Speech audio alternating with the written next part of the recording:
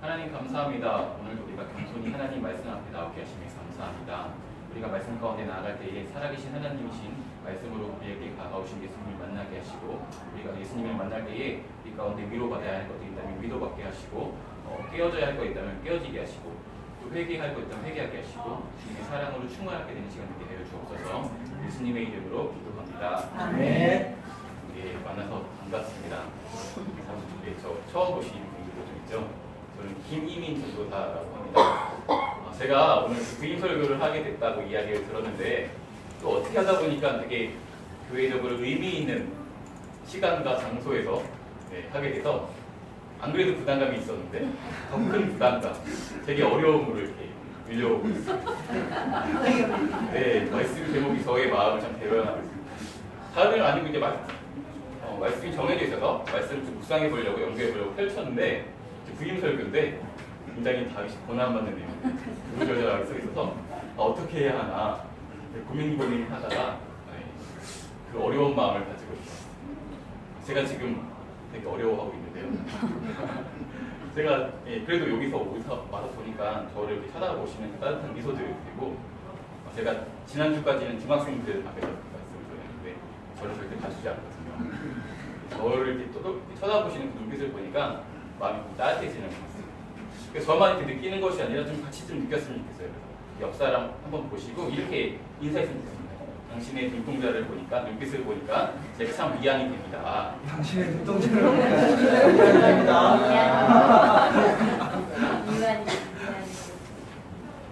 오늘 저희가 함께 나눌 사무엘상의 말씀은 앞에서부터 쭉 설교를 하셨으니까 잘 알고 계시겠지만 크게 두 가지 주제로 나눠 볼 수 있습니다. 앞에서는 이제 사울이 왕이 되어지고 또한 몰락해지는 어떤 시점까지, 1장에서 15장까지의 내용이 그런 내용이라면 16장부터는 이제 다윗이 정말 이스라엘의 왕이 될 만한 사람이구나, 이 사람은 정말 왕이다. 그래서 다윗이 왕에 대한 자질들을 드러내주는 그런 부분 묘사들을 하고 있는 것이 16장부터 지금 이어져서 오늘 말씀까지 이어지고 있습니다.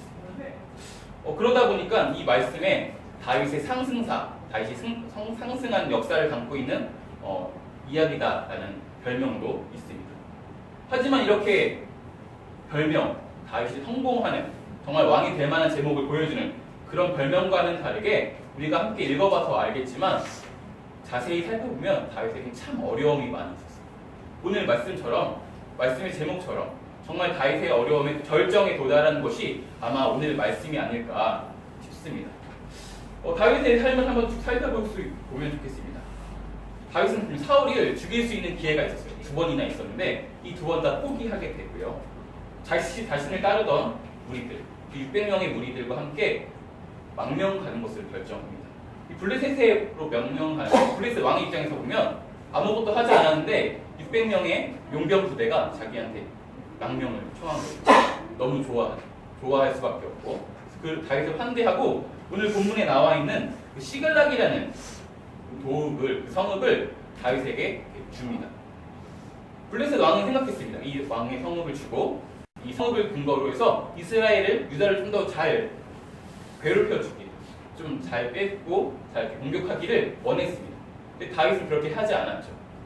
다윗은 이제 블레셋 왕에게는 유다를 침공하고 있다, 이렇게 습격하고 있다, 이렇게 거짓 보고를 하고, 거꾸로 이스라엘을 침노했던 아말렉과 그 근처에 있던 다른 부족들을 공격하는 일들을 했습니다. 그렇게 하다 보니까 왕의 신임을 얻게 되었지만 왕의 신임만 얻었지 다른 블레셋 방백들의 신임은 얻지 못했습니다. 그래서 지금 쫓겨나고 있는 장면입니다. 전쟁을 함께하러 온 부대를 돌려보내게 되는 그런 일들이 지금 29장까지 나오는 그런 내용이고요. 그래서 전쟁에 참여하지 않고 돌아온 다윗의 모습이 지금 오늘 30장에 소개되고 있습니다. 전쟁에 참여하러 간 군대에게 당신들이 믿을만하지 않으니까 돌아가세요 라고 얘기하는 것은 되게 모욕적인 행동입니다. 이런 모욕을 당했지만 그럼에도 불구하고 하나님께서는 이 일을 귀하게 사용하셔서 다윗은 이스라엘에게 칼을 들지 않을 수 있었고, 또한 지금 블레셋 왕인 아기스 왕과 좋은 관계, 신뢰하고 있는 이 관계를 유지할 수 있었습니다. 그래서 성경의 이후 보면 알 수 있겠지만 다윗 때 그리고 솔로몬 때도 이 아기스 왕과 부딪히는 장면이 없습니다. 서로侵略하지 않았다라는 거죠. 장면이 전환되고 다윗의 군대는 시글라스로 돌아오게 됩니다. 다윗의 공격에 대한 반격이었는지 아니면 그동안 쌓여있던 것에 대한 화풀이였는지 아말렉 족속들이 이 성읍을 공격하게 됩니다. 돌아와서 본 그 성읍은 되게 끔찍합니다. 불타있고 아무것도 없고 사람도 하나 보이지 않습니다. 모두 아말렉 군대에게 끌려간 상태인 거죠. 다윗은 그 군대와 함께 대성통곡을 할 수밖에 없습니다. 자녀를 잃고 부인을 잃고 부모를 잃고 자기의 모든 재산들을 다 잃었습니다. 희망도 없고 희망을 내야 하는 이유조차 잃어버렸습니다. 가족이 없기 때문이죠. 가족을 잃은 슬픔. 사랑하는 사람의 그 생사조차 지금 알 수 없는 참혹한 현실 속에서 그 아말렉을 향해서 분노할 그런 마음조차 가지 못합니다. 슬픔에 쌓여있죠. 그래서 다윗과 그의 군사들은 울었습니다. 울다가 더 이상 울 힘이 없어서 소리가 나지 않아서 지칠 때까지 울었다라고 오늘 말씀은 묘사하고 있습니다. 설상가상 다윗에겐 더 큰 어려움이 지금 몰려오고 있습니다. 지금 이 모든 일에 대한 책임이 다윗 한 사람에게 집중되어 버린 것이죠. 사울이 다윗을 해치려고 할 때 자기를 지켜주었고 자기 편에 되어주었던 자기의 군사들이었고 자신이 블레셋으로 망명하고자 할 때 자신을 따라서 자기를 믿고 함께 망명했던 그 군대들이 지금 옆에 있습니다. 다윗은 그 블레셋으로 망명 가서 수많은 전투 그 사이에서 내 등지를 지켜줬던 전우들이 바로 군대가 지금 옆에 있습니다. 지금 그들이 다윗을 향해서 손가락질합니다. 다윗을 죽이려고 돌을 들고 있습니다. 그 분노가, 그 불길 같은 분노가 다윗을 향하고 있는 것이죠. 돌을 들려 죽이려고 하는 그 사람들의 눈빛을 보면서 다윗은 어떻게 해야 할까요? 하늘 아래 정말 나 하나 의지할 곳이 정말 없습니다. 누구 하나 내 마음 건네줄 사람 없습니다. 내가 믿었던 그 사람들이 거꾸로 지금 나에게 손가락질하고 분노하고 나를 죽이려고 하고 있는 이 다윗의 상황에서 우리가 그 상황이라면 어떻게 해야 할까요? 생명을 나누던 사람들이 적이 되어버리고 누구에게도 의지할 수 없는 상황. 슬픔이 몰아닥치고 있지만 그 슬픔을 충분히 해소하기도 전에 더 큰 어려움이 닥쳐서 이 슬픈 마음을 가지고 있는 그 채 지금 어떻게 해야 할지 발바를 알지 못하는 다윗의 모습이 오늘 우리 함께 읽은 말씀에 나왔습니다. 인생을 살다 보면 누구나 크고 작은 어려움들이 항상 찾아오게 됩니다. 저보다 연배가 있으신 분들은 자기의 그 세월의 무게만큼 더 큰 어려움들을 많이 겪고 있을 것입니다. 누군가는 인생을 고난의 연속이다, 어려움의 연속이다 이렇게 정의하고 있습니다. 나이가 어리다고 고민이 없을까요? 어려움이 없을까요? 그렇지 않습니다. 지금 옆방에서 함께 예배하고 있는 주일학교 아이들 또한 어려움이 있습니다. 아이들은 아이들의 어려움이 있고 청소년들은 청소년의 어려움이 있습니다. 청년들은 청년의 어려움이 있습니다. 저는 청년이라서 청년의 어려움까지만 겪어봤습니다. 많은 어려움들이 있죠. 당장 다가오는 게 취업이죠. 누구도 부담을 주지 않아요. 그런데 부담이 납니다. 나만 취업을 못하고 있는 것 같고 친구들이 인턴 하고 있다는 얘기 들리고 어떻게 해야 할까? 나는 여전히 취업하지 않고 취업에 대한 고민을 하고 있는데 아침에 출근하는 사람들의 모습을 보면서 나의 가치가 잠깐 깎여지게 되고 그런 어려움이 찾아옵니다. 그러다가 이 취업을 하게 되면 전혀 다른 종류의 어려움이 찾아오게 되죠. 그러고 이 작은 안정감 그 가운데 고민하다가 이직을 하게 결정하면 이 작은 안정감을 포기하는 것 자체에 또 다른 어려움을 찾아옵니다. 저는 여기까지의 어려움을 겪어봤는데 아마 저보다 더 큰 어려움들을 겪어보셨을 거예요. 제가 느낀 것은 어려움은 끝나지 않습니다. 다만 종류가 바뀌고 조금 더 상황이 바뀌고 어려움을 대하는 데 마음이 달라질 겁니다. 이렇게 깨달았습니다. 여러분들은 어떤 어려움을 가지고 계십니까? 저와 같이 취업에 대한 것인가요? 아니면 슬슬 결혼에 대한 부담이 결혼에 대한 부담감인지 아니면 건강, 또 다른 어떤 가족의 안녕 여러 가지 부담감이 있을지 모르겠습니다. 어려움이 찾아오면 저 같은 경우에 피하려고 노력해요. 숨으려고 노력해요. 그런 말이 있잖아요. 피할 수 없으면 즐겨. 즐길 만한 것이 아닌 것. 그래서 저는 가능한 한 멀리 도망치려고 노력하고 도움을 청할 무엇인가 있는지 잡으려고 사람들을 찾아가 조언을 구하기도 하고 나를 도와줄 사람을 찾기도 합니다. 다른 사람들이 찾아서 그 조언을 듣다 보면 때때로 그 조언들이 또한 어떤 책들을 읽다 보면 그 책의 내용들이 내 어려움을 대변해주고 있는 듯한 마음을. 하지만 곧 다시 한번 어려움에 직면한 현실에 직면한 저의 모습을 보면서 이것들이 저에게 위안이 되지 못함을 또한 깨달아버립니다. 그 누구도 이 어려움에 대한 어떤 조언도 저에게 완전한 위안을 주지 못합니다. 이 고통에 대해서 깊이 통찰한 되게 기독교 변증가로 유명한 C.S. 루이스라는 사람이 있습니다. 이 사람이 고통의 문제라는 책을 썼는데요. 이 책에 보면은 고통에 대해서 정말 구구절절히 정말 변증적으로 잘 설명하고 있습니다.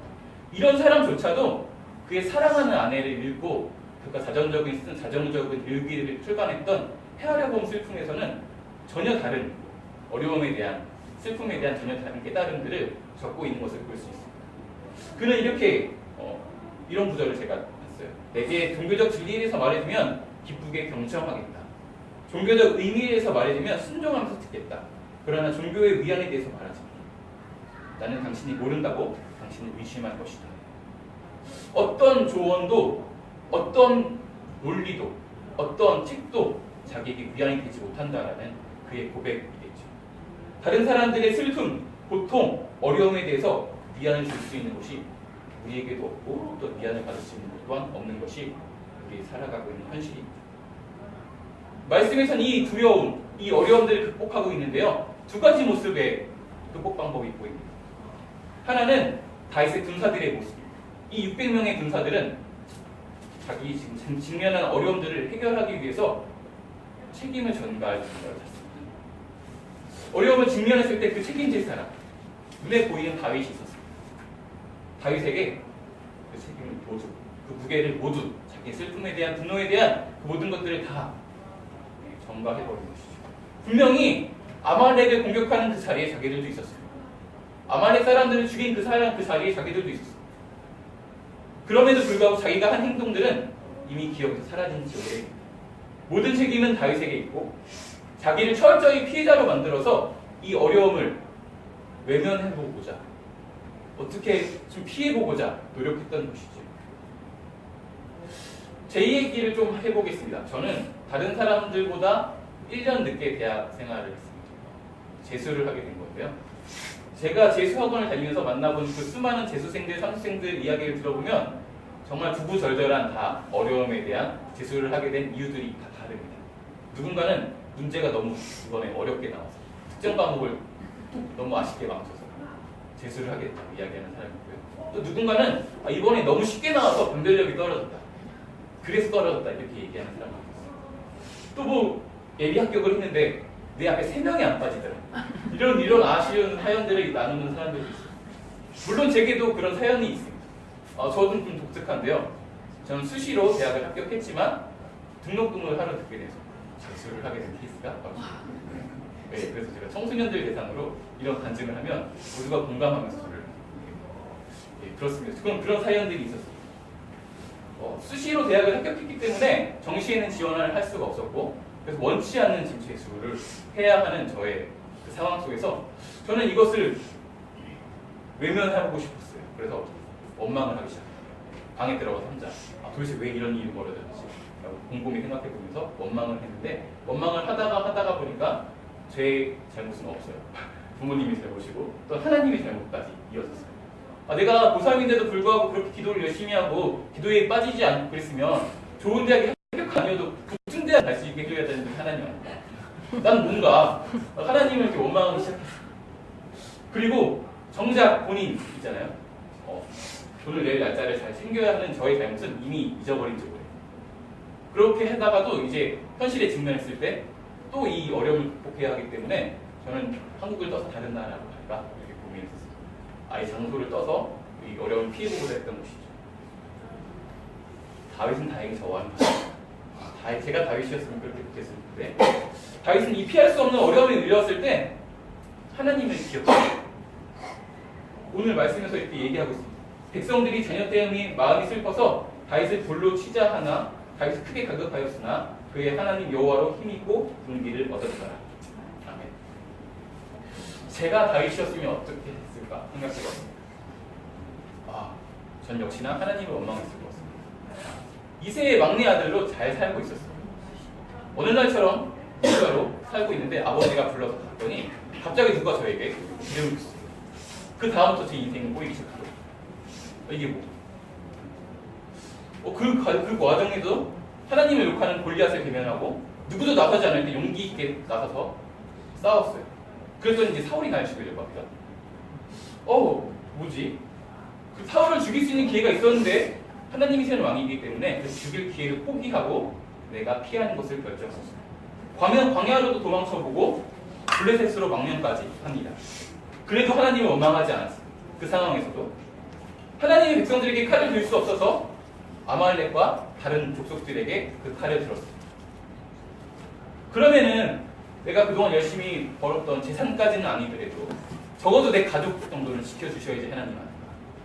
내가 그동안 그렇게 하나님을 섬기고 신뢰했는데 어떻게 내 삶에 이렇게 어려움이, 원치 않는 어려움들이 찾아올 수 있을까? 그렇게 원망하고 하나님을 떠나는 것이 저의 모습이었어요. 그리고 이 상황을 다시 직면했을 때 저에게 돌을 든 그 사람들에게 당신들 또한 그 중에 한 사람이라고 정죄하고 나의 목숨을 부지하기 위해 도망치는 것이 저라면 취했을 행동이었습니다. 하지만 다윗은 그렇게 행동하지 않았습니다. 다윗은 그 가운데 하나님을 보았습니다. 하나님께 기도하고 무엇을 한 것이 아니고 그냥 하나님을 기억한 것이죠.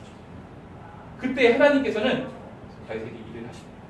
다윗을 강하게 하시고 용기를 붙드시고 치유하시고 그 가운데 지금까지 나를 지키신 것처럼 지금도 나를 지키실 것이다 라는 확신이 다윗의 마음가운데 찾아오게 되는 것이죠. 아무도 의지할 수 없는 그 상황에서 다윗의 시선은 하나님을 향했습니다. 하나님을 기억한 것이죠. 두려움이 밀려올 때, 이 피할 수 없는 두려움에 쌓여서 아무것도 할 수 없을 때, 그때 우리는 여전히 나와 함께 하시는 하나님을 기억해야 하는 것입니다. 그때도 여전히 하나님을 나를 사랑하시고 사랑하는 것을 쉬지 않으시는 하나님이십니다. 기억했을 때 다윗은 하나님의 뜻을 물을 수 있었습니다. 하나님 그들을 따라가야 할까요? 따라가지 말까요? 그리고 기억했을 때 다윗은 그 하나님의 뜻에 순종할 수 있었습니다. 어려움은, 이렇게 원치 않는 어려움은 우리가 하나님과 더 가까워질 수 있는 가능성을 우리에게 제시합니다. 똑같은 어려움을 어떻게 반응하냐에 따라서 하나님을 더 알아갈 수 있고 아니면 하나님부터 멀어질 수도 있게 되는 것이죠. 만약에 다윗의 능력으로 이 어려움을 극복하고자 아니면 회피하고자 노력했다면 다윗이 할 수 있는 그만큼 자기의 능력 안에서만 그 일들을 행할 수 있었을 것입니다. 하지만 다윗이 지금을 겪고 있는 그 어려움의 마음들, 그 상황들을 하나님께 고하고 하나님의 뜻을 구했을 때 하나님이 일하기 시작하셨습니다. 실제적으로 하나님의 구원이 그 상황 가운데 있었던 것이죠. 다윗이 어려움을 하나님께 내어드렸다는 것은 이 전쟁을 자기가 주관하지 않고 하나님께 내어드렸다는 것은 자기의 군대 600명 중에 무려 200명이나 함께 갈 수 없다고 할 때도 여전히 추격을 포기하지 않았던 다윗의 모습에서 우리는 확인할 수 있습니다. 적이 지금 몇 명인지 알지 못합니다. 근데 내 상황은 더 안 좋아졌어요. 그럼 다시 군세를 재정비하고 적이 어디 있는지 잘 확인을 하고 그 다음에 전략을 세워서 그를 성공해야지. 그렇게 하지 않고 그 자리에서 주저하지 않고 그대로 추격하는 모습을 보면서 다윗이 정말 이 전쟁의 승패를 하나님께 내어 맡겼구나. 하나님께서 가라 하셨으니 잡을 수 있다 하셨으니 따라가는 것이구나. 저는 다윗의 마음을 볼 수 있었습니다. 8절에서 말씀하셨기 때문인 것이죠. 다윗이 여호와께 묻자와 이르되 내가 이 군대를 실패하면 따라잡겠나이까 하니 여호와께서 그에게 대답하시되 그를 쫓아가라. 내가 반드시 따라잡고 도로 찾으리라. 또한 하나님의 뜻을 묻고 그 하나님의 뜻에 순종했을 때 이 급박한 와중에 자기의 동포도 아니고 심지어 포로로 쓸 수 있는 나고한 아말렉 사람도 아니고 길에 있는 이 사람에게 음식을 주고 그에게 그의 이야기를 들을 수 있는, 물을 수 있는 그런 마음까지도 가질 수 있게 된 것이 바로 다윗입니다. 하나님의 음성을 들을 수 있는 사람은 또한 사람의 음성을 들을 수 있습니다. 저는 이 장면을 보면서 솔로몬의 기도가 생각났습니다. 하나님께 1000번이 넘는 기도를 했고 하나님께서 무엇을 주실지 구했을 때 지혜를 구했다는 솔로몬. 그때 하나님께서는 솔로몬에게 듣는 마음, 그것을 허락하셨습니다. 왕의 자질 중에 하나인 것 같습니다.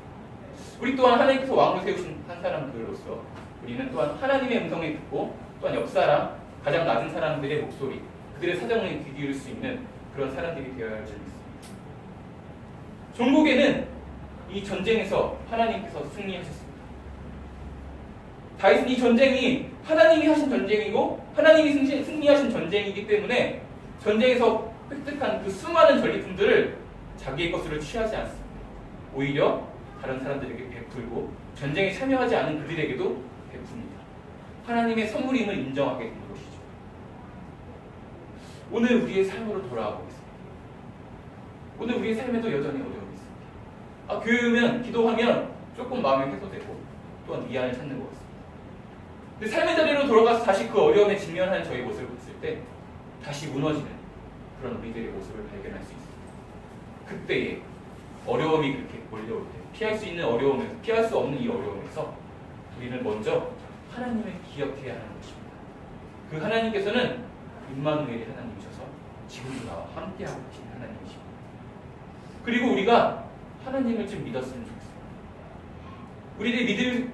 우리가 믿어야 할 수 있는, 믿을 수 있을 것 같은 것들이 참 많이 눈에 보여요.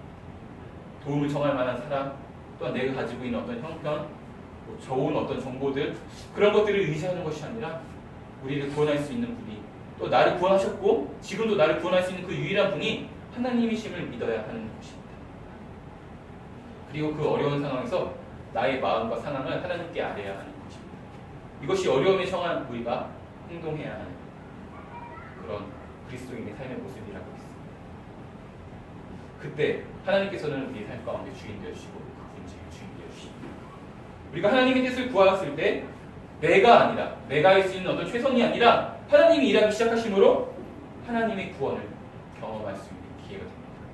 하나님을 더 알 수 있는 가능성이 되어버리고 우리는 그 가운데 하나님의 은혜를 경험할 수 있습니다. 하나님은 오늘도 우리에게 말씀하십니다. 너희를 향한 나의 생각은 내가 안하니 평안이요 재앙이 아니니라. 너희에게 미래와 희망을 주는 것입니다. 아멘. 우리 함께 기도했으면 좋겠습니다. 기도할 때에 다른 것보다 오늘의 족한, 오늘도 우리 가운데 여전히 있는 그 두려움, 그것을 뛰어넘어서 지금 나와 함께하고 있는 하나님을 기억했으면 좋겠습니다. 하나님은 지금도 나와 함께하고 계시며 지금도 내게 은혜 주시길 원하시며 지금도 내게 평안 주시길 원하시고 지금도 나를 구원하시길 원하시는 하나님이십니다. 우리가 두려움에 쌓여서 하나님을 볼 수 없을 그때에 하나님께서는 여전히 우리를 보고 계십니다. 그 하나님이 기억했으면 좋겠습니다. 그리고 그 하나님께 나의 그 두려운 마음들, 어찌할 바 모르는 의지할 곳 없는 그 마음들을 하나님께 아뢰었으면 좋겠습니다. 그때 하나님의 큰 은혜가, 하나님의 구원이, 오늘의 족한 그 은혜들이 우리 가운데 임할 줄 믿습니다.